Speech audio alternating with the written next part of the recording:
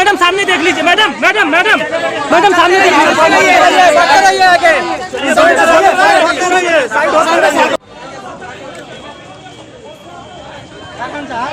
मुँह पर चढ़ जा हुआ बनाया थे मालिक लोग। भैया थोड़ा सा पीछे आओ ना भैया, सब लोग पीछे आइए, थोड़े से पीछे आ जाइए मालिक लोग। नमस्कार, नेक्स्ट 9 न्यूज देख रहे हैं आप। मैं हूं आपके साथ प्रांशी राठौर। स्वागत है आपका हमारे खास प्रोग्राम सियासी सच में। इस वक्त बिहार की 9 लोकसभा सीटें जहां पर वोटिंग हो चुकी है, लेकिन 31 लोकसभा सीटें बचती हैं और इन 31 लोकसभा सीटों पर बाकी के बचे 5 चरणों में मतदान होने जा रहे हैं। इस बीच देखा जा रहा है कि बिहार की hot seat Siwan Lok Sabha seat भी बन चुकी है, जहां से निर्दलीय चुनाव लड़ रही हैं शहाबुद्दीन की पत्नी हिना शाहब। क्या हिना शाहब यहां से निर्दलीय चुनाव लड़कर जीत हासिल कर पाएंगी? ये सवाल लगातार उठ रहे हैं। सबसे पहले हिना शाहब का यहाँ पर आपको एक बयान सुना देते हैं जब वह नामांकन भरने पहुंचती हैं। इस दौरान मीडिया के सामने वह क्या कुछ कहती हुई नजर आती हैं, देखिए जरा।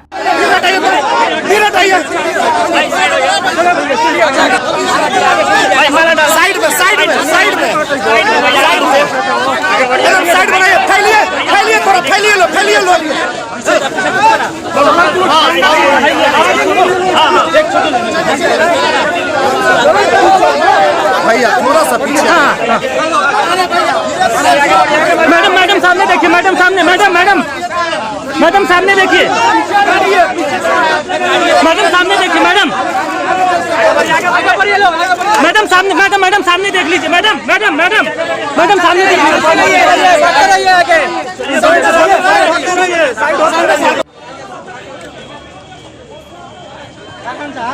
मुँह पर चढ़ जा हुआ बनाया थे मालिक लोग। भैया थोड़ा सा पीछे आओ ना भैया, सब लोग पीछे आइए, थोड़े से पीछे आ जाइए मालिक लोग। चलो चलिए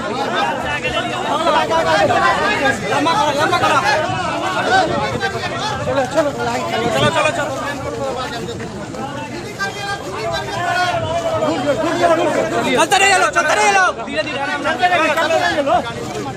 चलते रहिए।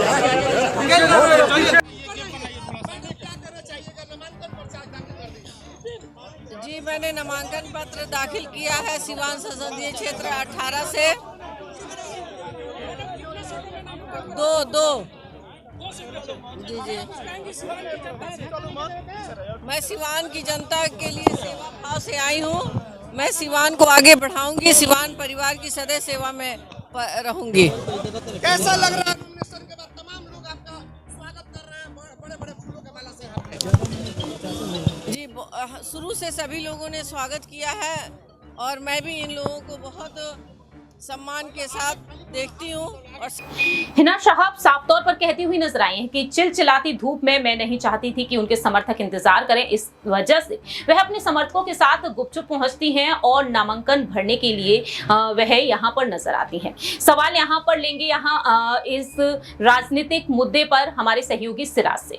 सिराज, ये बात आप बखूबी जानते हैं कि सीवान लोकसभा सीट पर किस तरीके से आरजेडी और जेडीयू ने अपने उम्मीदवार उतार दिए हैं। आरजेडी की तरफ से विधानसभा के पूर्व अध्यक्ष अवध बिहारी चौधरी मैदान में हैं, दूसरी ही तरफ जेडीयू की तरफ से यहाँ पर लक्ष्मी रानी कुशवाहा मैदान में है।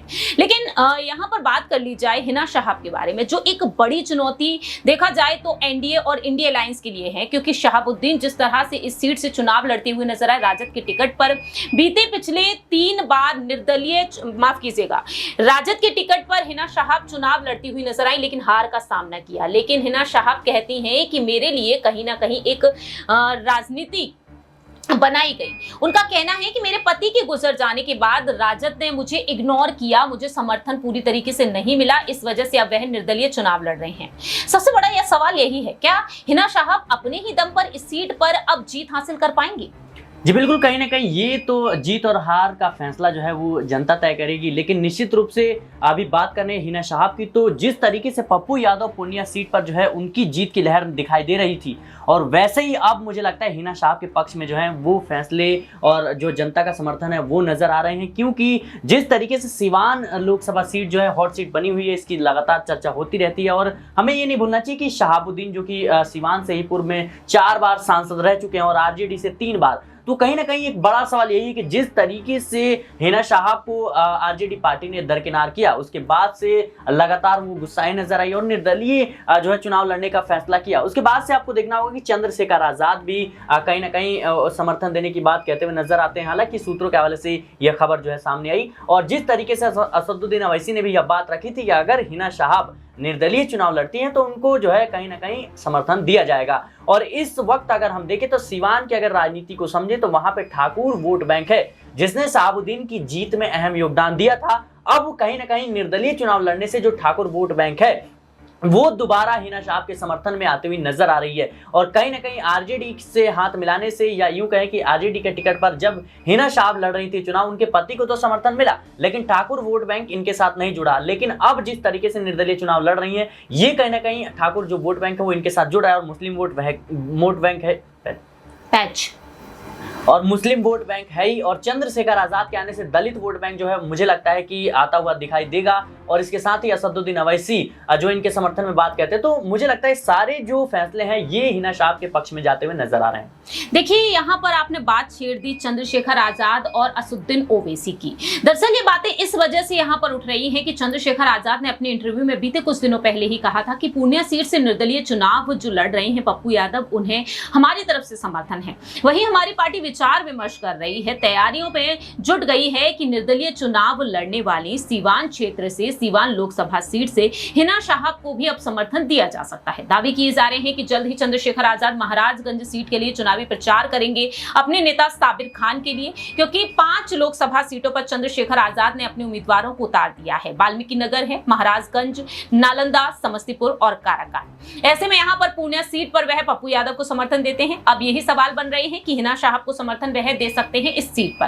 और अब यहाँ पर आपको यह भी याद दिला दें कि 19% वोट बैंक है बिहार की राजनीति में और उस 19% वोट बैंक को साधने की कोशिश में आजाद उतरे हुए हैं। ऐसे में चंद्रशेखर आजाद अगर उतरते हैं तो हिना साहब को मुस्लिम वोट बैंक तो मिलेगा ही मिलेगा। न सिर्फ वह मुस्लिम समुदाय से ताल्लुक रखते हैं बल्कि चंद्रशेखर आजाद भी दलित और मुस्लिम वोट बैंक को साधने की कोशिश में है। असदुद्दीन ओवैसी के बारे में आपने बात कही, जैसा कि कहा कि असदुद्दीन ओवैसी भी कहीं ना कहीं उन्हें समर्थन दे सकते थे, लेकिन यहाँ पर एक शर्त रही थी AIMIM की पार्टी की कि हिना साहब निर्दलीय चुनाव लड़ती हैं तो उन्हें समर्थन दिया जाएगा। बड़ी बात यहाँ पर यही बन जाती है सिराज, क्या असदुद्दीन ओवैसी का साथ हिना साहब को मिल जाता है?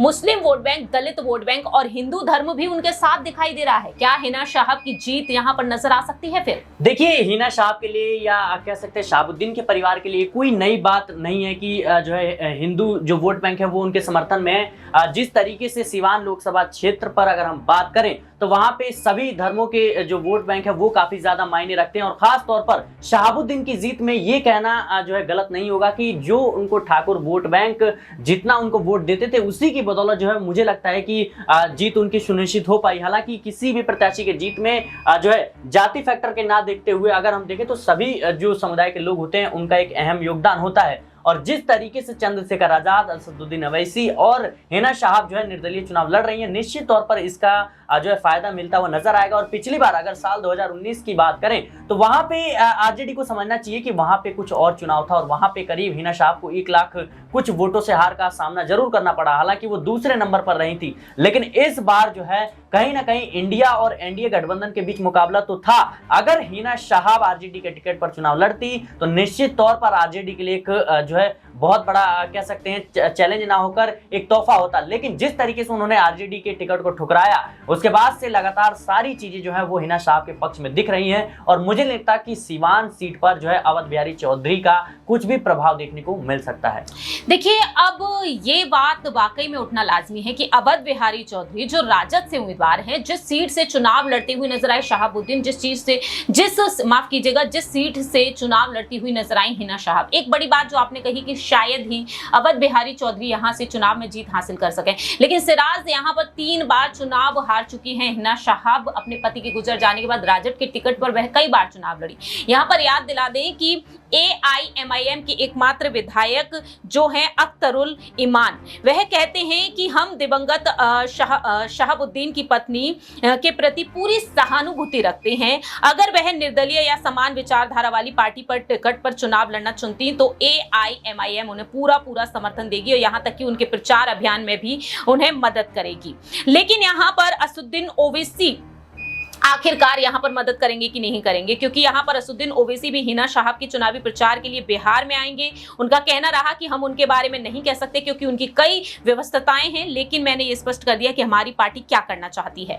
अब यहां पर आखिरी छोटा सा सवाल यही बन जाता है कि हिना साहब भी कहती हैं कि मैं कायम रहूंगी इस सीट से चुनाव लड़ने के लिए। लालू प्रसाद यादव की पार्टी की मुश्किलें कितनी बढ़ती हुई नजर आएंगी? जिस तरह से कहा जा रहा है कि एनडीए का हिस्सा हिना साहब बन सकती हैं, क्या वाकई में हिना साहब एनडीए का हिस्सा बनेगी या चंद्रशेखर आजाद या फिर असदुद्दीन ओवैसी की पार्टी की तरफ रुख करती हुई नजर आ सकती हैं आने वाले समय में? जी देखिए, मुझे नहीं लगता कि हिना साहब जो है एनडीए के खेमे में जाएंगी या एनडीए से जो है एनडीए के समर्थन में होंगी, क्योंकि जिस तरीके से अगर हम देखें सिवान की राजनीति को या शहाबुद्दीन के रसूख को, तो अभी तक उन्होंने आरजेडी के चुनाव पर जो है आरजेडी के चुनाव चिन्ह पर जो है उन्होंने लड़ाई लड़ी है। लेकिन अगर वो एनडीए का रुख करती हैं तो निश्चित तौर पर ये उनके लिए एक बड़ा झटका होगा, क्योंकि इस वक्त जो लड़ाई है वो कहीं ना कहीं अब दो तरफा हो चुकी है। और जिस तरीके से लोग या तो एनडीए को समर्थन दे रहे हैं या इंडिया गठबंधन को समर्थन दे रहे हैं, लेकिन आरजेडी से उनका टिकट ठुकराने के बाद हिना साहब के पक्ष में चीजें जो है खुलकर सामने आ रही हैं। अगर वो जाती है बीजेपी से हाथ मिलाती हैं या फिर एनडीए से जो है हाथ मिलाती हैं, तो निश्चित तौर पर दलित जो है वो कहीं ना कहीं वोट नहीं देंगे उनको। और मुझे लगता है कि दलित वोट बैंक जो है उनसे छिटकता हुआ नजर आएगा और मुस्लिम वोट बैंक भी उनसे छिटकता हुआ नजर आएगा। हालांकि ये सारी बातें जो है वो महज अनुमान है और कहीं ना कहीं जो चुनाव है उसी में जनता तय करती है आखिरी चीजें। लेकिन आपने एक और सवाल पूछा कि जिस तरीके से हिना साहब की जीत तय होती है या फिर नहीं, या AIM में शामिल होती है या नहीं, तो मुझे लगता है AIM में शामिल जरूर हो सकती हैं आने वाले समय में। लेकिन अभी निर्दलीय चुनाव लड़ने का उन्होंने फैसला किया और इस चीज पर वो कायम रहेंगी। फिलहाल अब यही देखना होगा कि हिना साहब का अगला रुख आने वाले समय में क्या कुछ हो सकता है। आपको जानकारी दे दें कि 25 मई को इस सीट पर चुनाव होने जा रहे हैं। देखना काफी दिलचस्प होगा कि आखिरकार इस सीट पर बाजी कौन मारती हुई नजर आएगा। फिलहाल इस खास प्रोग्राम में इतना ही। बाकी के तमाम अपडेट्स के लिए आप देखते रहिए नेक्स्ट 9 न्यूज।